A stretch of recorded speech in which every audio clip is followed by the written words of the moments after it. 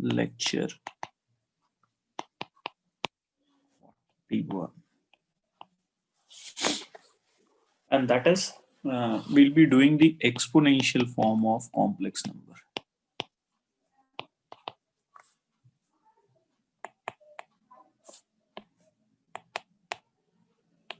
Right. Euler's identity. So you know everyone, what is Euler's identity? That is e raised to power iota theta is equal to cos theta plus iota sine theta, right?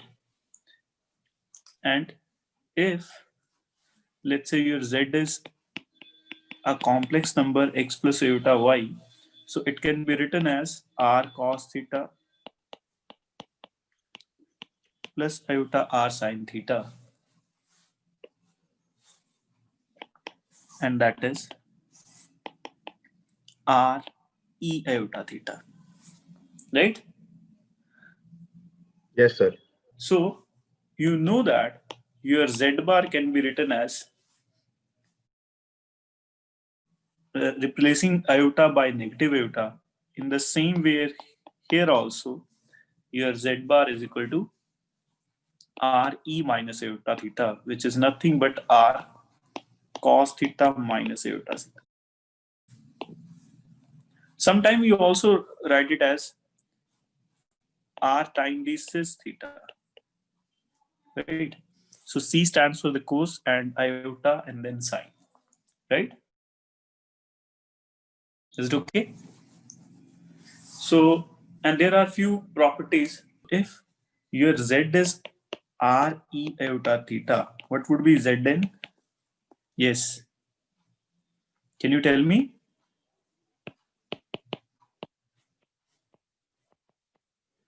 Can I write it in this way? Yes, sir. Yes, sir. And thereafter, we can write it as cos n theta plus iota sine n theta. This is something we call it as De Moivre's theorem. De Moivre's theorem. Yes. Okay. Let's try a few examples when we convert the given complex number into its polar form and then we find the argument. Okay. So let's say we have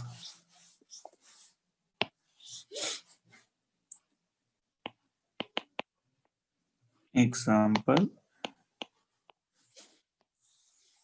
that is z is equal to 1 plus iota, right? So we know that we can write z as r e iota theta. Okay, and you know that what is r, because see, is your r e iota theta is nothing but r cos theta plus iota sine theta, and that is r cos theta plus iota r sine theta, and we have equate our given complex number to it. So that means by equating the real and imaginary part, your one is r cos theta, and again imaginary part is also 1, so that is r sine theta, right? Are you with me on this? Yes. Yes, sir. So from here, your r square is equal to squaring and adding 2, so your r is root 2. So what would be theta if you think of these two equations? So your cos theta is equal to 1 by root 2 and your sine theta is equal to also 1 by root 2. So cos and sine both are positive, right? These two are positive. So if these two are positive, where it can be positive? Where cos and sine both are positive? In which quadrant? So first quadrant. Okay. And which theta can satisfy these two equations? Pi by 4. Pi by 4. Right. So our argument is nothing but, principal argument is nothing but pi by 4.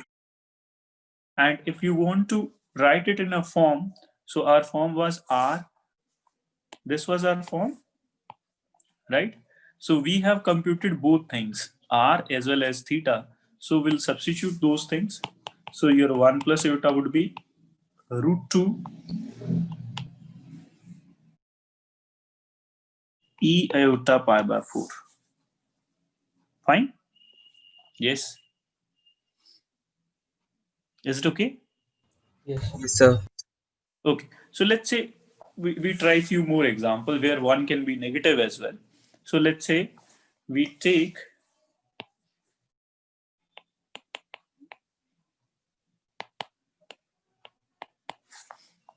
next example where both can be negative. Okay. So this is z is equal to 1 minus minus 1 minus iota root 3. So again, you compare it with this.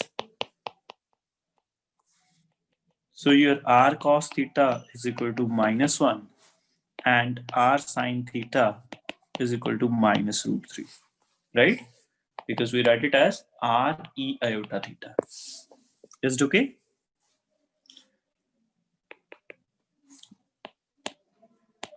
Are you getting this?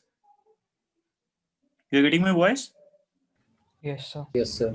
Okay. So if you square and add, it gives you r square is equal to 1 plus 3. So your r is 2. So that means your cos theta will become minus 1 by 2 and your sine theta will become minus root 3 by 2. Yes. What should be the angle then? Can anybody tell me? Pi by 3. Oh, sorry, sir. Pi by 3 to dekho, if you think 4 it pi this by way, 3. that your cos theta is 1 by 2 and your sine theta is root 3 by 2. If both are positive, then you say that the angle will be pi by 3. Sir, 4 pi Right? by 3. Sir, 4 pi by 4 pi 3. by 3. pi plus pi by 3. Anybody? 4 pi minus by 2 pi 3. by 3. Minus Yes. pi by 3. Minus 2 pi by 3 is the right answer.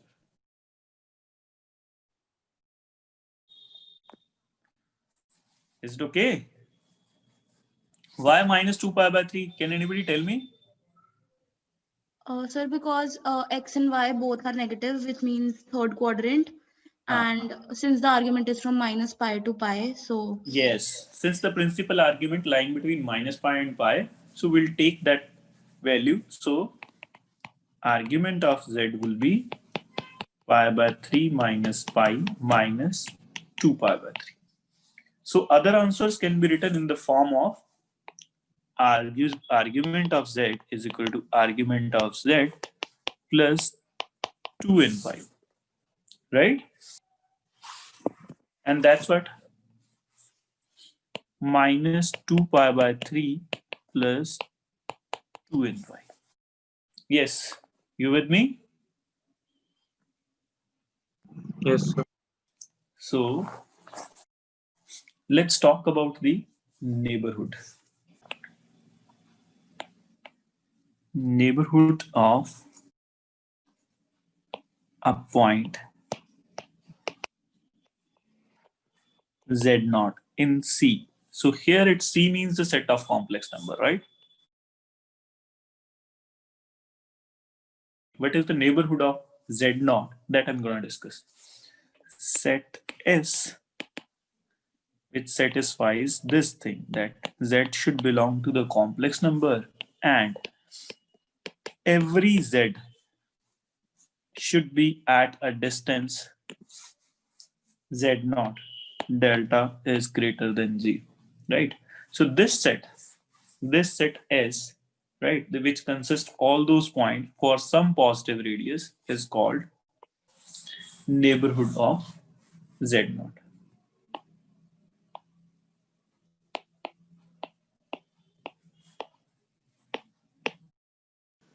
So in other words, S is an open disk with center z naught and contains all those points which are at a distance less than delta from the z naught. However, it's not the complete definition actually. So S is a kind of specific circular neighborhood, and let's try to understand the neighborhood more generally and mark a point z0 in the plane. So what I'm saying is taking z0 as center, right? and then you draw a circle, right? And given that this Z0 is center of this, now these all points, if a set contains these all points, we'll call it as a neighborhood. But this is a specific type of neighborhood. This is not a complete neighborhood, right? So what would be the, generalized neighborhood? Generalized neighborhood will look like this way, right? So this is also a neighborhood. It may or may not be circular. So when this will be called a neighborhood, we've already done even in a real analysis as well, right? So there is a difference between the calculus definition and this definition, because on calculus definition, we were normally talking about intervals, open intervals. Here we'll mostly talking about open disks, right? So these are open disks. This should be open, right? So that boundary should not be included if I call it as a open neighborhood, right? So here you have a general neighborhood, let's say call it N. And here it is a point Z0. So not only Z0, but an open circular disk centered at Z0 should also be the part of this. N कब Z0 का neighborhood कहा जाएगा? जब Z0 को contain करने वाली कम से कम एक छोटी सी open disk उसके अंदर जरूर हो. अच्छा, अब अगर यही Z0 यहाँ हो जाता, let's say Z0 is here, then N will not be called the neighborhood. Why is it so? Because if we draw any disk around it, right, no matter how small or how big, this disk will not completely lie in N, right? Are you with me on this? Yes, sir. Yes, sir. But let's say if my point is, let's say somewhere here, okay, so now can I draw such a small disk? Yes. Yes, sir.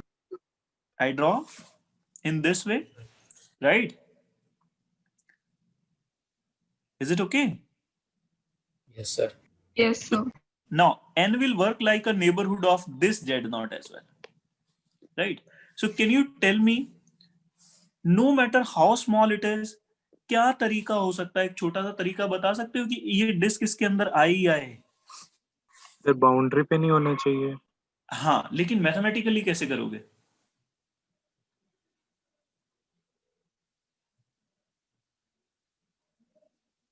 Simple सी बात, देखो, मान लो point यहां है, ठीक है? You're with me? Yes. Are you listening to me? Yes, sir. Yes, So sir. let's say point is here. So you simply draw the shortest distance. Simply calculate this shortest distance with the boundary, right? Now take the half of that distance. And after getting that half distance, you simply take a circle with the center at this point, Z0, right? And having radius half of this distance, having radius half of this distance, right? This is the complete distance, and choose radius somewhat half. Then your disk will surely lie in N. Is it okay? समझ में आ रहा है? Yes, sir. Yes, sir. ठीक है. सो mathematically क्या है कि अगर कितना भी कम डिस्टेंस क्यों ना हो, कोई फर्क नहीं पड़ता, वो जितना भी हो उसका आधा ले लो और उसके आधे के अराउंड सर्कल बना दो. वो सर्कल हमेशा कंप्लीटली लाई करेगा N के अंदर. Yes, are you with me? So point कहां नहीं होना चाहिए? कहां नहीं होना चाहिए? Point should not be on the boundary. Point should not be outside N. In these two conditions, N cannot be the neighborhood, right? Otherwise, N is the neighborhood, right? So when your N is neighborhood of Z0, yes, a set N is called the neighborhood of point Z0 if, what should happen? Tell me. If there exists a disk, right, open disk, कैसी disk? इस तरह की S वाली, ठीक है? Disk S So there should be such S so that Z is a subset of complex numbers satisfying this condition for some delta positive, and S should completely lie in N. Right? Is it okay? So here, can you see that this S isn't completely lie in N? Then why have we considered half the radius? I mean, it can be anything less than the shortest Yes, distance. it can be anything like that. That is the point. It can be anything like that. I'm just giving you the one way, right? You can even choose the 1/3 of that. Okay. Okay? Sir. Is it okay? You can even choose 1/4 of that. It doesn't matter. I'm just telling you the way that every time that disk will lie in that end. Is it okay? Yes, sir. So now there is a small modification in neighborhood's definition. That is what? Deleted neighborhood. बस करना क्या है? You just discard the point Z0. Everything will remain same, right? If above N does not contain Z0, right? Then N is deleted neighborhood of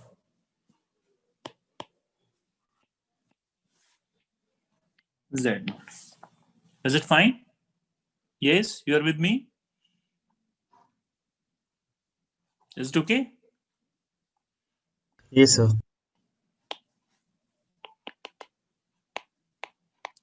Function of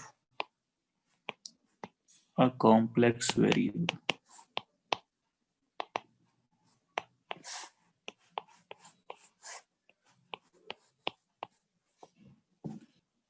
A complex function is a function f whose domain and range are the subsets of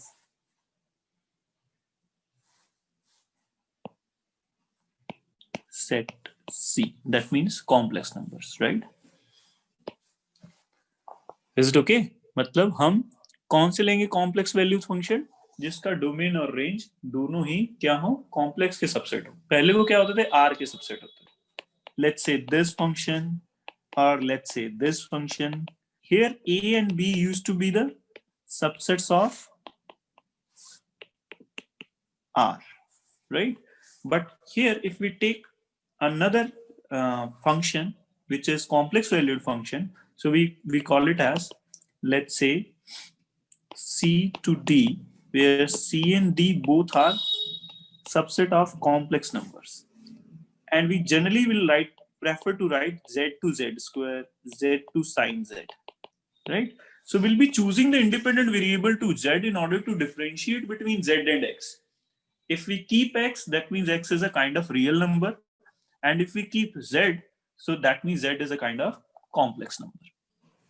Okay, so I've already mentioned that complex function, that is fz is equal to Z square. So I've already mentioned that function. Now, what is Z? Can anybody tell me what is Z? It's a complex number. Yes. So in general, Rz is nothing but x plus iota y, right? Yes, sir. So can I write it in this way, that x square minus iota square y square plus 2xy iota, and sorry, plus. So x square minus y square plus 2xy iota. Yes, sir. So you see that this part of the function doesn't contain any iota. So this is a real part of the function, right? And let's say we call it as uxy, and this part is imaginary, and we call it as iota time vxy. Okay, so your uxy is x square minus y square, and vxy is 2xy. Are you with me on this? Yes. Okay, so this complex valued function can always be written in terms of uxy and vxy, right? So every complex function can be written in this way, right? So notice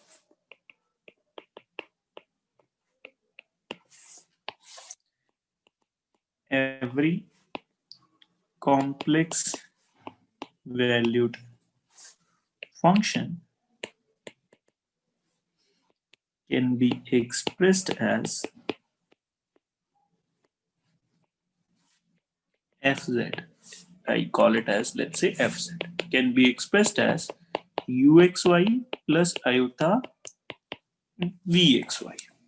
Okay, and that uxy is nothing but the real part of fz, and this is what imaginary part of fz.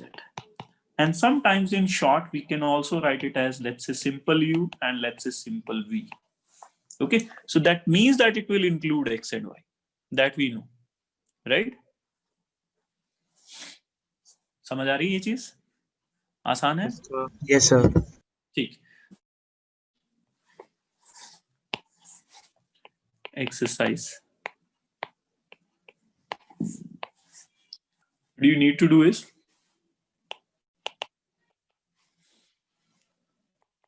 find real and imaginary parts. Okay, so first is your fz is equal to z square minus 2 plus iota z, and next is, let's say, your zz 2z plus 5 times the rez minus 3 times the imaginary part of it. Okay, so you need to write the expression of u and v separately, right? Now I'll discuss the limit part of that how you evaluate the limit in the complex valued function. Okay, so I'm keeping it pretty much straight. I'm not going to involve the theory part that much. Limits in complex analysis. A complex valued function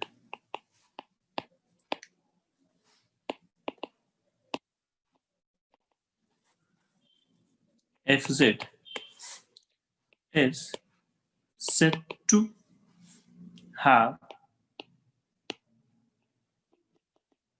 limit w naught at z is equal to z naught if we take limit z goes to z naught fz, and it should come out to be w naught, and it should be finite and unique, right? It will be always finite and unique. So can anybody tell me that is it same as we are doing in the real analysis या कुछ difference है? जो multi variable करते हैं और जो single variable करते हैं उनमें फर्क क्या है? 2 वेरिएबल वाले किए थे तो फर्क क्या है? सर लिमिट किसी भी डायरेक्शन से अप्रोच कर सकते हैं. एग्जैक्टली, बस वही फर्क ऑलमोस्ट यहाँ पे है, क्योंकि इसमें रियल और इमेजिनरी दो पार्ट है ना. देखो अब इसका डोमेन तुम देखो, इसमें आ रहा है, 2 वेरिएबल में आ रहा है ना, तो Yes, sir. इसकी चीजें कुछ कुछ ऐसे इंपॉर्टेंट हो जाती हैं क्योंकि ये अलग है, ये मल्टी वेरिएबल जैसा ज्यादा काम करता है सिंगल जैसा करने से. So let's come to that point. So yes, so let's try few examples on that, and there are very easy examples on that. So let's say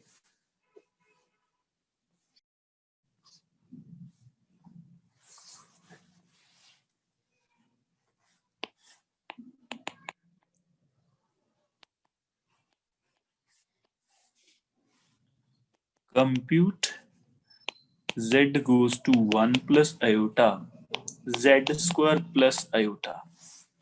So what do you gonna do? Simply replace this. जैसे limit put करते हैं, simply replace this. So this becomes what? 1 plus iota square plus 2 iota plus iota. So this becomes 3 iota. Yes. Right? So if you compare it with this, your W naught is equal to what? 3 iota. Now I give you one exercise. Okay, that's what. That is, you simply consider this xy and take this point as 1, 1 and separate the real and imaginary part of this. Right? So its real part would be, I'm directly writing it as, its real part would be x square minus y square. And you take the imaginary part of that. That will come out to be 2xy plus 1. So now if you calculate the limit separately, so this will be 0. You put x and y to be 1. Okay. Yes, sir. And this will be what? 3. Yes, sir. So final limit would be what? W naught. Real part plus iota times the imaginary part, that is 3 iota. So it should be same whether you calculate it directly or you do not calculate it directly, you separate real and imaginary part, it will be same. Okay, if it exists, then it will be same. Right? Yes, sir. Are you with me on this? Yes, sir. Yes, So sir.